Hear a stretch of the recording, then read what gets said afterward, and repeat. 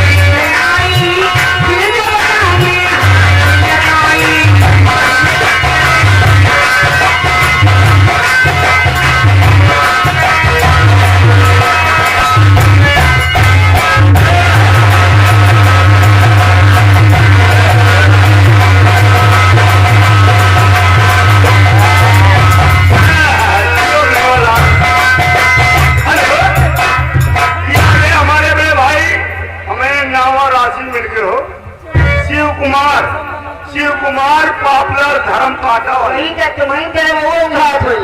भाग रहे हैं मौसम बना रहे हैं धीरे धीरे 30 रुपए एक्स्ट्रा इनाम भेज रहे हैं पार्टी को लाख शुक्रिया।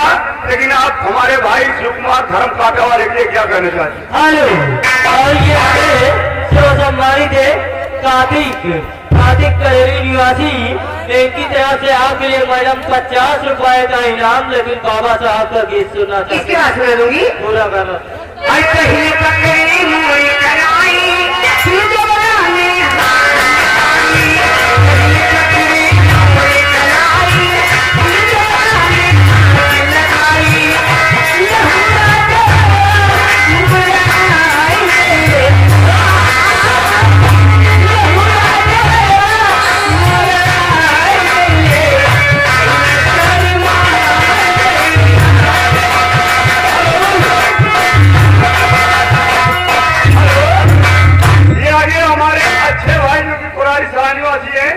बगल में खड़े ध्यान दो 30 रुपए आज के 100 इनाम भेज रहे हैं।